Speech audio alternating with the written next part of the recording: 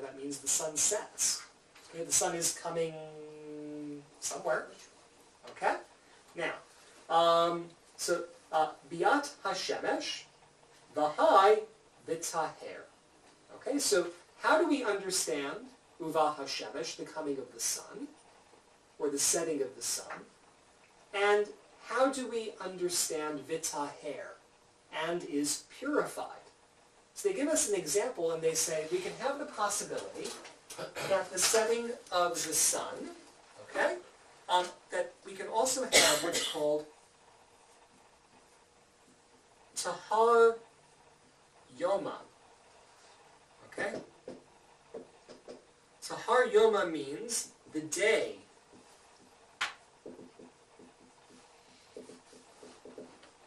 is purified, and then we go to page 2b. Everybody have 2b already or not? Silly question. The sun is coming, is that what you say? Because just being brought up in this world, the sun goes down. But the sun But is if the coming. sun is coming, what's happening if you're in a field? The sun is coming Down. to you. So Biat HaShemesh, So the it's coming setting, of the sun. not rising. So they're You seeing would if think the it's sun is rising, coming maybe. closer It's to coming them. down. Coming It's down. coming down, but it's the sun always sets, it always goes down in my life. So there's a different exchange of Yeah, the thought. sun is coming, Exactly, sounds right. it's exactly the opposite. Right. But they're seeing it come closer Yeah. to the They're, they're individual. just their interpretation. Coming down out of the middle of the sky. Yeah, coming down from the sky is going down. First you have to be in the end of It's the coming The down, Hebrew it's is coming coming. closer. Here comes the sun. Okay. Here comes the Here sun. comes the Here sun. comes the sun. Yeah, but that's a sunrise. You don't think of here comes the sun. You don't think of sunset. No, You think it's Right, sunrise. you think of, the sun hasn't been out for a while. Okay, so congratulations. Okay. We've completed half a daf, Yeah. and we have so many questions that we realize we've never completed half a daf. Which is one of the reasons why after somebody completes a tractate of Talmud, they recite a special prayer which is called Hadran. And Hadran means we shall return. And so it's a statement that you acknowledge various rabbis and the blessing of the importance of the study of Torah. And you say, we shall return to you, Masechet or Tractate Brachot, for example, and let Tractate Brachot return to us, meaning that may the ideas that we've gleaned continually be gleaned over and over and over and over again. Because there's always going to be another angle that we will have missed. We can't exhaust our study of this particular material. Don't we get a party? Yes, Party after this. actually, yes, that's the whole notion of having a CU, Or something. is that the depth of this kind of learning is something to be celebrated. Uh-huh. So the English You don't get translation closure said the air will clear. I'm assuming that it's somewhere in the Hebrew, Okay. but we didn't talk about the air so far. Now, they're attributing this idea to Rav Hai Gaon. Yeah. And on the Hebrew page, I can't find the commentary of Rav Hai Gaon. Okay. On the first So page, I think Hai that Gaon. what they're doing with the non-bold-faced translation is providing the perspective of the clearing of the air and the stars emerging, and that's the opinion of Rav Hai Gaon. Not Nisim Gaon? Not Nisim Gaon. I mean, if I look on 2A, I mean, can you actually read this at the bottom? I should have put a magnifying glass. Yeah. Seriously. see, there's something that's referenced here. It's in the Jerusalem Talmud and Tractate Niga'im, page 74b, but I don't have a Jerusalem Talmud to be able to look that up. You somewhere down here? I was here. Yes, you're missing a book. I can't believe you don't have that book. It's all mine, it's okay. You should put it on your the wish list. Now Now we know what to get you. Don't encourage you. Okay, so let's keep going. Okay, so we need to try to understand.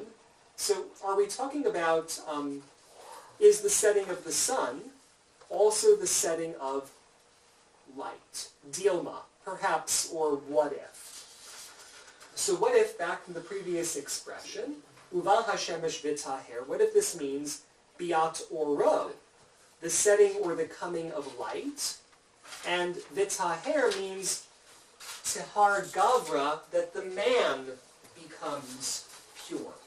Oh, Tehar, Gavra, get that. okay? Oh, you have vowels on this one. Okay?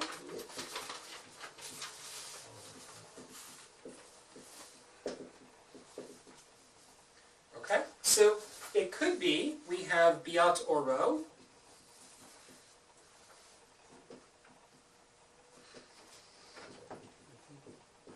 light sets, or it could be biat shimsho, sunsets. Okay, so there's two possibilities here that now we need to try to unpack to try to eventually get back to our discussion of, well, what is evening? What are the possibilities? Okay? See, there it's the light as opposed to The day sun. or the man? Okay? Right? Are we purifying or cleansing the day? Because what we're told in the verse was, when the sun is down, he shall be clean. But they're not convinced, because the issue here is, and we're going to explain this a bit further down, okay, why does it say, v'taher, uva hashemesh v'taher? If it's because v'taher is like saying, and be clean. The sun comes and the sun comes and be clean. It doesn't make sense grammatically. And it's referring to the purification of the man. It would say uva hashemesh vayithar, and he shall be clean. If it's referring to the day, they want to try to understand the sun goes down and it is clean. So what is it? It can't be the man. It has to be the day by process of elimination. I'm not really buying it, Barbara. No. Okay, but that's But what I they. see there was a discrepancy in the way one could formulate what the truest meaning is as to how it should be applied to what I forgot we're trying to prove to begin with. And I don't think that's a product of my teaching. No, it's the nature of this kind of studying. Good thing I'm not tested on it. Okay, now, so then what happens is, we're introduced, and I could not find where this particular rabbi existed, except as to say that the father, Rav Shela, was succeeded by a rabbi named Samuel in approximately 180 to 257 CE. So this is probably one of the earlier Talmudic rabbis that they're trying to bring a perspective from, who tried to navigate this hundreds of years earlier. Bar Okay, so- Rav Shela is the son of Rabbi Shela. Exactly. So Rabbah, Bar Rav Shela said, if so, and it is purified, means that the priest goes and purifies himself. And let the verse say unambiguously, tahar gavra. Okay, Mark, let it imkain, lema kara vayithar, my vitaher. Why does it say vitaher? Tahar yoma. From this I must conclude that it's the day that becomes purified. Okay? This is what I was just trying to Yes. explain in terms of the construction of the Hebrew. We are now on the top of page 10. We are right at the bottom of page 9. You're still about page 9. Yeah. Right, and the sun is, Okay. Okay, so it says Rabba Bar Rav Shela. Oh, okay. Okay? Yeah, okay. Yeah. Yeah. Let the verse say, and he will become purified. Now, then it says, Lemakra, let Scripture say, V'yithar, my v'taher. What's this v'taher? Well, since the Torah doesn't use it, then it means that what we're referring to is tahar yoma, the purification of the day. That's what the Torah is trying to express. That we're working with the issues of the day not the issues of a person. So, Right, because if the day is purified, that means all the people are purified that are on the earth at that By time, default. by Mhm. default. In the beginning. So At the even beginning of the day. at the beginning of the day, it's kind of like the universal purification. It doesn't depend on everybody doing the right thing. That kind of is the overriding purification thing, is just, if you're here, you get purified. Okay? And then he says, Ki da'amri en ashe, I arav shimsha v'ida ki yomi. Okay? There's a colloquial expression, a popular saying, the sun has set and the day is purified. I love that the translation here says, and actually if you look at Ki da'amri en ashe, people are saying. Who's saying? people, People. Oh, and that sounds, don't go there, Yeah. don't go there, Don't it's go there. always, don't go So- there. Yeah, always but, people. but isn't it fascinating to find an expression like that in the Talmud? Yeah. Because essentially what it's saying is, you're not going to get anywhere with this. In fact, there are places further along where the Talmud will say, go out and see what the people are doing. Look on Yeah. Facebook and see what happens. That sometimes, I think I've used this example in Torah study. In Sydney, I think it was in around 2008 or 2009 that Israel Philharmonic came to play at the Sydney Opera House. And the issue was that they came during the 3 weeks between the 17th of Tammuz and Tisha B'Av. And a number of Orthodox rabbis came out and said, You can't can't play. play. Except the Orthodox Beth Din overruled the Orthodox rabbis saying, as long as it was during the 3 weeks, between 17th of Tammuz and 9th of Av, but it wasn't during the first 9 days of Av, when mourning is more intense, because the 3-week period is 3 weeks leading to Tisha B'Av, and the destruction of the commemoration of the destruction of the temples in Jerusalem. They found something from Rabbi Joseph Soloveitchik, who said, if it's during the first 9 days, it's not allowed, but if it's during the rest of the 3 weeks, it's fine. Which Orthodox rabbis, the Israeli Orthodox rabbis or the Australian The Orthodox? Australian Orthodox rabbis, because so many members of their congregation had already bought tickets to the Philharmonic. so the people have And so, spoken. and so, People said, the tribe has spoken. And so the rabbis, also based on the principle, go out and see what the people are doing. It's very ironic. Sometimes the sense of those who make the rules are actually powerless in their approach. It's a very interesting concept. Psychology, yeah. You can only lead if you put yourself in front of everybody else. Yeah, speak up. People, right? you can only lead because people allow you to lead, and if people are it's hard to doing lead from something, behind. it's- Yeah. sometimes you just have to acquiesce. Right, that's a As theory I of say, the American in- Revolution. As the saying, So- I'm sorry, Oh, no. as the saying goes, when you're being driven out of town, make it look like a parade. Exactly, Right. exactly.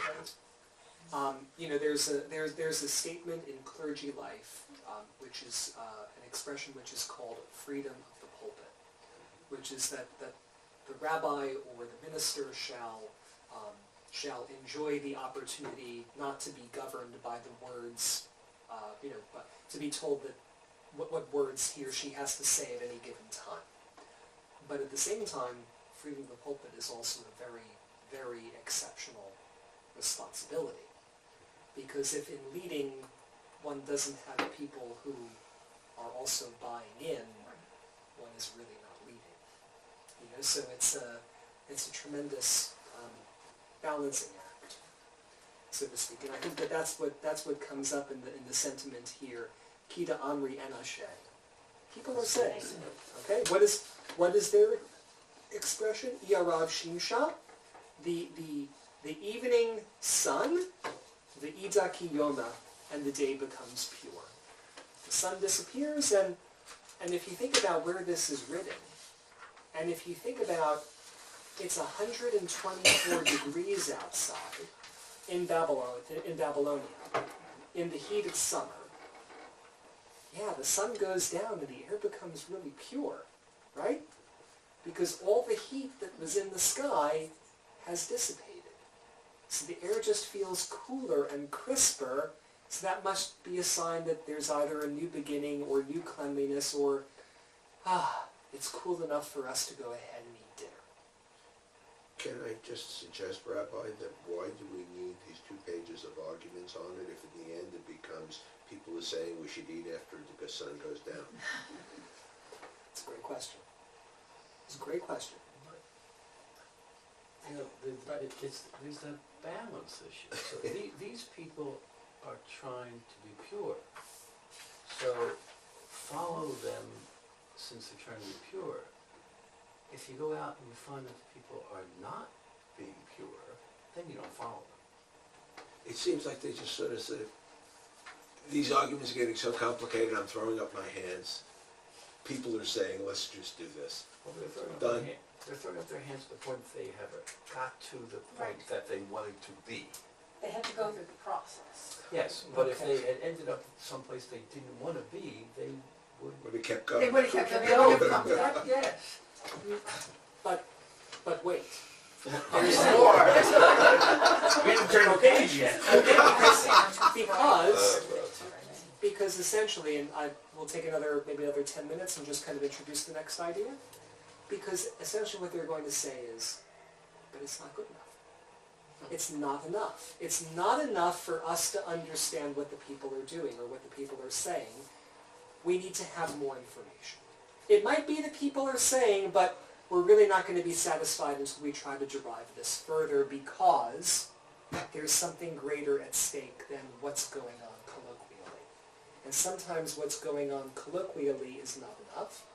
Sometimes to be a leader or to be pure, one has to do more or one has to be held to a higher standard.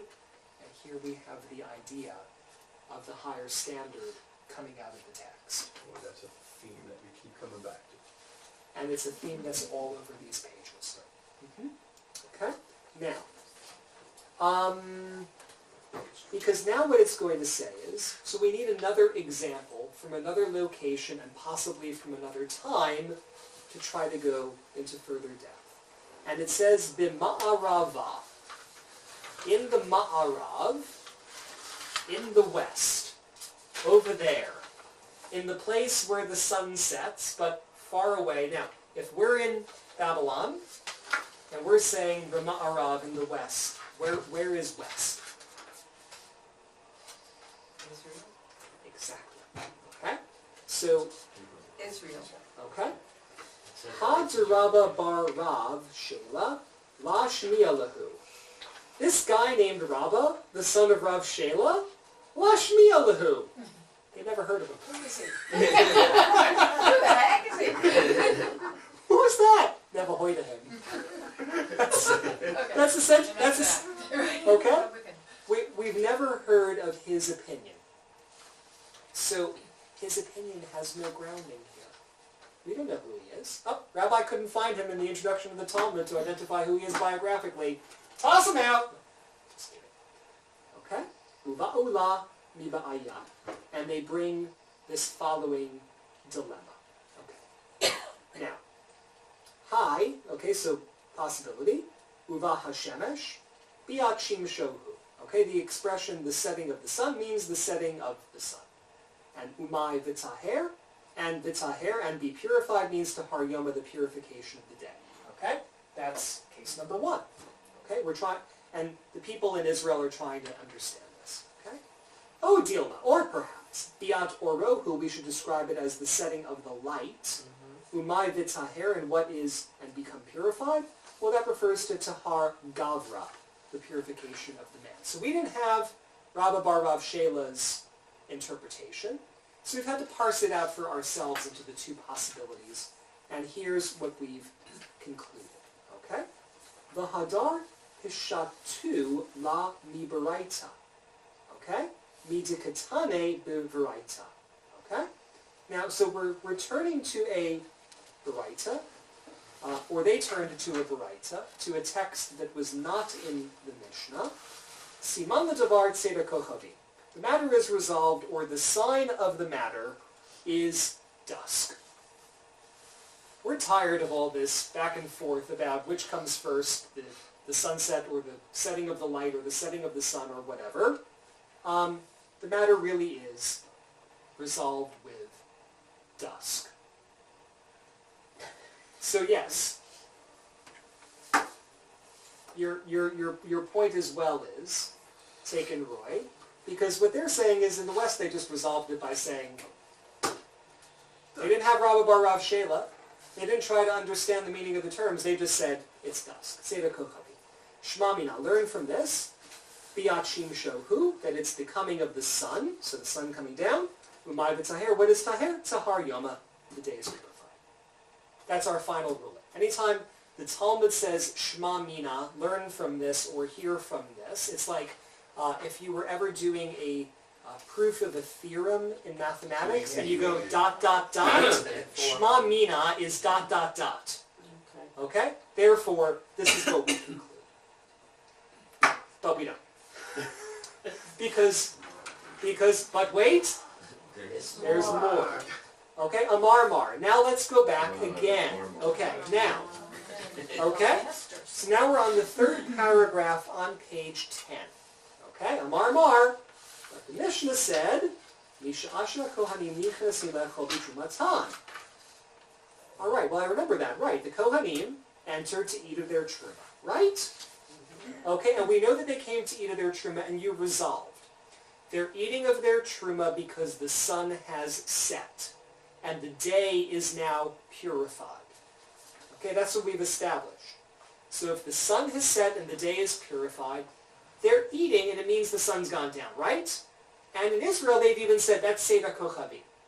No further discussion needed. It's when dusk happens and you see the stars, that's it. Stop talking. Eat dinner. Same motzi. Right? Or minhu. Now, or minhu is the indication in Aramaic that we're going to get a contradictory opinion. There's always a contradictory opinion. Matai korin et shma ba'aravim. Okay. Mi sheha'oni nichnas le'echol pito b'melach ad sha'a she'omed lipater mitoch seudato. So what's the suggestion from this Baraita? The contradiction is that the time for the recitation of the Shema is when a poor person comes in to eat his bread with salt until the time that he stands to leave from his meal. So now what we've done is we've taken this whole conversation on the previous page about truma, about watches, about burning sacrifice, and now we have a completely different angle. That it has nothing to do with the priests, but it has everything to do with when a poor person eats his dinner. So someone just comes in and throws a curveball in from left field. Says, what about this? I think it's this. Does this have anything to do with sacredness, though? To equate the idea that you're elevating the value of even when a poor person is able to have his piece of bread with salt, then that's the signal of being tahor. Well, actually, farther on comes together. Oh, it does? This is the same thing. Exactly. Now, so that says, Seifa Vadai. The end of this verse, Pliga Am Tinitim, is certainly a pliga. It's certainly controversial or contradictory with what we're learning in the Mishnah. Because what's it say? The poor man comes in and eats, and then the time for saying Shema has already ended by the time he finishes his meal. Whereas we're told from the Mishnah, what idea in the Mishnah is that disagreeing? What did the Mishnah establish? We have until when to say the Shema? Sunrise. Exactly. But if you think about it, if I eat a piece of bread with salt, what's going on? They're saying that my period for saying Shema is considerably smaller than what the Mishnah has established, and that's why it's controversial. And then it says, Reisha, but the head of the verse, Milema pligi tintin. So what is it saying that but the beginning doesn't really disagree. You know, that there's any difference between the pauper coming in to eat and the priest coming in to eat, and the answer they give us is la. Nah, don't worry about it. Oni v'chohen chad shi'urahu. The poor person and the priest are to be considered one and the same lesson, possibly for that idea that they are considered to be equal in nature. Okay? Now, then it goes further with the same word or minhu. Here's another contradiction. At what time may a person begin reciting the reading of the Shema ba'arvit? And this is where it's going to go in another direction. Now it's going to bring in what happens when a person does on Erev Shabbat, and that's the limit of what I've prepared for this evening's perspective. But the main thing is to see the development of the idea from conversation to conversation and layer to layer. Now, I mentioned that on this page, I found something in the Tosafot, in the right-hand column, and it's, if you look at the boldface, and you go to Misha'a, so it's the third big boldface, Misha'a. Yes, okay, so from the hour that the poor person enters to eat pito b'melach, is pita with salt, okay? And it says, Tema, oni gufia mate yipalel. And a poor person and his body is my best translation there. When does he actually pray? Daha amarta zaman achilato. That is already, you're already saying, zaman achilato, the time of his eating, hayinu zaman kriyat shema. We're already trying to bring together the notion that the time in which he eats is the time also of kriyat shema, of saying the shema. The kevan de sheba zman kriyat shema, that since the time came for kriyat shema, asur lahatchil bis'udah, it is forbidden for him to begin bis'udah. It's forbidden for him to begin eating his meal ad sheyit palel beresha, unless he has recited his prayers first. Okay? Kiditanya lekamen, as they're going to explain further in page 4b. We're not going to get there today. The korei kriyat shema umit palel ve'ochel pito umivarech. What does he do? He recites the kriyat shema, because it's the evening time, so why wouldn't one pray first and praise their creator as a way of celebrating their creator before filling their body? Umit palel, and he prays, meaning that he probably prays the rest of his prayers. The ochel piton, he eats his bread, and then uvarech, and then he benches. Then he says Birkat Hamazon, the blessing after meals. V'chol ha'over al divrei chachamim chayav meitah. And anybody who transgresses the words of our sages is obligated to die. Obligated to die. And that's actually what it's on. I like that, because then the responsibility is on them, and God doesn't have to do anything. But what they're saying is, how do we understand, okay, how long is it going to take the poor person to eat his bread? Well, what's the main idea? Did he pray first?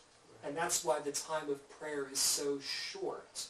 If you're really talking about the Mishnah idea, which is to keep man far away from sin, by having a person recite the Shema early rather than waiting till sunrise, then it would make sense that if it's evening, to pray for 5 or 10 minutes while also saying the Shema and making sure you've fulfilled that obligation is more important than stuffing food in your mouth right away, no matter how hungry you are. Oh, we better make sure the poor person does it in that small time period. To also give them an opportunity to see the blessing of the gift of food that they have by thanking their Creator appropriately. So the poor person shouldn't wait, because we're not as sure we can provide the poor person to follow through, so we better do it up front. Oh. Because it's just, as soon as we get to the poor person, we've, you know, what we talked about last time, you know, this is a sudden now we have this other aspect of this. Now we get the masses and what their obligations are. Now we're referring to them. Mass in a sacred sense, you know, in a Christian sense, the mass, I was just and thinking the wafer and the, about Fiddler on the Roof, and if Tevye was really the wise man, kind of think he screwed up with sunrise, sunset. Should it be sunset, sunrise? yeah. It doesn't rhyme properly. Sunrise. Yeah. So it's interesting that evening that the group from the Unitarian Church was here, and I spoke about, there was one boy in the group that every reference he had to being Jewish was from Fiddler on the Roof. He kept asking me questions, because in Fiddler on the Roof, yes, Popular or they, People are saying. People are saying. Okay. So I can see from this why Jews go into being lawyers. Oh, absolutely. I mean, this is exactly the same kind of I stuff can, that you do in. I can I mean, actually this- see this from is- this what my brother enjoys about. This is the meat of what my brother loves. I can see it, because this is Yeah, his I mean, nature, this to is- just argue it back and forth, back and forth. But this is over centuries. So was the observation from the Mishnah modified by the Gemara, modified by this, modified by that, modified by the other thing a couple hundred years later? Is it the development of how these prayers were done? So in other words, when you're coming home drunk from the tavern, and you say to your father, "I didn't say my prayers, can I go to bed?" Said, "No, say your prayers. And as long as you do it before sunrise, you're okay." Mom, Dad, do we have to have fluoride tonight? And maybe that was okay in 70 AD, but maybe in 120 CE it wasn't okay. In the 300 CE it was less okay and they did something else. Is this the development of how prayer? It's a development of, I mean, I can answer Talmudically. I can answer better with an example about Torah reading. Looking at Tractate Megillah, which details the laws of Torah reading, really wrestles with the idea that, you know, it used to be that you had one person recite a blessing before the Torah reading, and then you had 7 individual Torah readers, with the 7th reader chanting the final blessing.